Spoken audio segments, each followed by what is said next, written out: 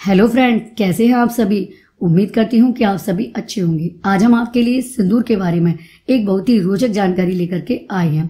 अगर आप ऐसी रोचक जानकारी प्राप्त करने में रुचि रखते हैं तो ये वीडियो टीचिंग आपके लिए है। फ्रेंड्स, आज हम जानेंगे सिंदूर के बारे में। सिंदूर का हमारे शरीर पे क्या इफेक्ट होता है। सिंदूर का भारतीय हिंदू महिलाओं के जीवन में बहुत महत्वपूर्ण स्थान होता है। सिंदूर को महिलाएं अपनी मांग में सजाती हैं और ऐसा माना जाता है कि सिंदूर को मांग में लगाने से उनके पति की आयु लंबी होती है। इसका उल्लेख हमारे धार्मिक ग्रंथों में भी मिलता है और इसके विषय में एक कथा भी प्रचलित है। एक बार हनुमान जी ने माता सीता को अपनी मांग में सिंदूर सजाते देखा और उन्होंने माता सीता से प्रश्न किया कि माता, आप अपनी मांग में यह सिंदूर क्यों सजाती हैं। तो सीता माता ने उत्तर दिया कि मांग में सिंदूर लगाने से उनके पति भगवान श्री राम की आयु लंबी होगी।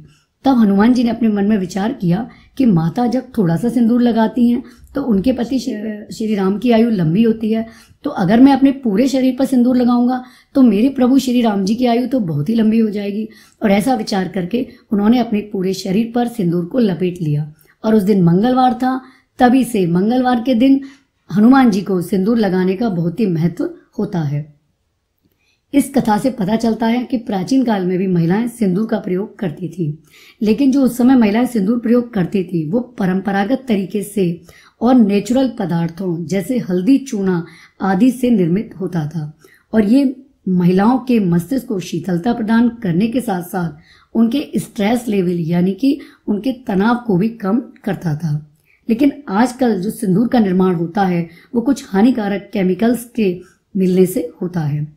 आजकल सिंदूर में लेड व मरकरी जैसे हानिकारक पदार्थों को मिलाया जाता है और ऐसा माना जाता है कि ये पदार्थ हमारी सेहत के लिए हानिकारक होते हैं, जिसमें मरकरी और सीसा यानी कि लेड को WHO ने भी स्वास्थ्य के लिए हानिकारक शीर्ष 10 पदार्थों की श्रेणी में रखा है, क्योंकि यह हमारे पाचन तंत्र, नर्वस तंत्र, प्रतिरक्षा प्रणाली, फेफड़े, गुर्दे, त्वचा व आंखों पर बहुत ही बुरा प्रभाव डालता है।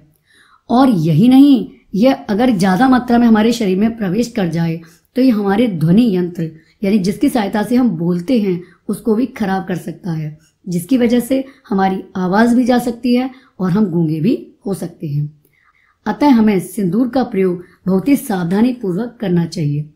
सिंदूर का प्रयोग करना तो चाहिए भाई, क्यों ना करें। हिंदू धर्म में इसका बहुत ही महत्व होता है। महिलाएं पूजा पाठ आदि शुभ कार्यों में भी इसका प्रयोग करती हैं और करना भी चाहिए, लेकिन थोड़ी सावधानी के साथ। किसी भी स्थिति में सिंदूर हमारे शरीर में जैसे पसीने आदि के द्वारा बहुत ज्यादा मात्रा में प्रवेश नहीं करना चाहिए, वरना ये हमारे शरीर को नुकसान पहुंचाता है। और यही नहीं फ्रेंड्स, बच्चों की पहुंच से भी इसको बहुत दूर रखना चाहिए, क्योंकि हमारे बच्चे नटखट होते हैं और वो अगर इसको खेल खेल में किसी तरीके से उनके शरीर में प्रवेश कर गया तो सिंदूर बच्चों के शरीर को भी बहुत नुकसान पहुंचा सकता है। तो कैसी लगी आपको ये जानकारी। उम्मीद करती हूँ कि आपको जानकारी पसंद आई होगी। अगर आपको ये मेरी जानकारी अच्छी लगी है तो प्लीज इस वीडियो को लाइक कीजिए, अपने फ्रेंड्स के भी शेयर कीजिए और मेरे इस यूट्यूब चैनल को सब्सक्राइब कीजिए। तो मिलते हैं नेक्स्ट वीडियो में एक और रोचक जानकारी के साथ। जब तक के लिए बहुत बहुत धन्यवाद। Good bye.